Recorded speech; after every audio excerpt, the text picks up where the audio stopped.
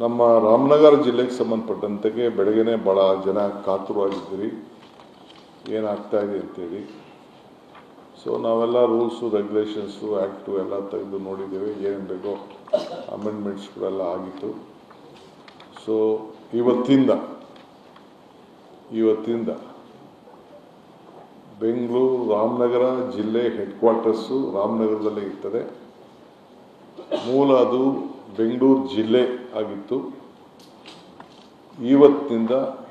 ಇವತ್ತು ಕ್ಯಾಬಿನೆಟ್ನಲ್ಲಿ ಅದು ಬೆಂಗಳೂರು ದಕ್ಷಿಣ ಜಿಲ್ಲೆ ಅಂಥೇಳಿ ಇವತ್ತು ಕ್ಯಾಬಿನೆಟ್ನಲ್ಲಿ ತೀರ್ಮಾನ ಆಗಿದೆ. ಇವತ್ತು ಅದು ಸಂಬಂಧಪಟ್ಟಂತೆ ಆದೇಶ ಕೂಡ ಹೊರಗೆ ಬರ್ತದೆ. ಇದೊಂದು ಸಂತೋಷವಾದಂಥ ವಿಚಾರ ನಮ್ಮ ಬೆಂಗಳೂರು ದಕ್ಷಿಣ ಜಿಲ್ಲೆಗೆ. ಇದನ್ನು ಹೇಳಲಿಕ್ಕೆ ಬಯಸ್ತೇನೆ.